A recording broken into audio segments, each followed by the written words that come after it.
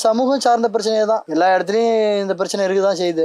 நம்ம எவ்வளவுதான் நம்ம மெனக்கெட்டு கத்துக்கிட்டாலும் அந்த பிரச்சனை இருக்குதான் தோணுது எனக்கு. வேற ஒன்றும் தெரியல. அப்படி காலையில 3 மணிக்கு எழுந்து சாதகம் பண்ணும். வீட்டுல உட்காந்து 3 மணிக்கு எழுந்து சரளை சாதகம் பண்ணுவோம். காலம்பரம் 3 மணிக்கு தண்ணி தலையில ஊத்தினா அந்த தண்ணியை தோட்டக்கூடாதுன்னு சொல்றோம்.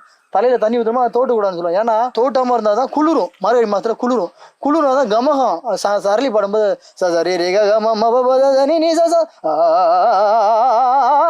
அப்படின்னு கமகம் பேசுறதுனால குளிராம தோட்டமா நாங்க சாதகம் பண்ணுவோம். வாயில பாடிட்டு அதுக்கப்புறம் நான் இப்படிலாம் கத்துக்கணும். இப்படிலாம் கஷ்டப்பட்டு கத்துக்கிட்டு இந்த மாதிரி நிராகரிக்கலாம் போது ரொம்ப மனசு கஷ்டம்.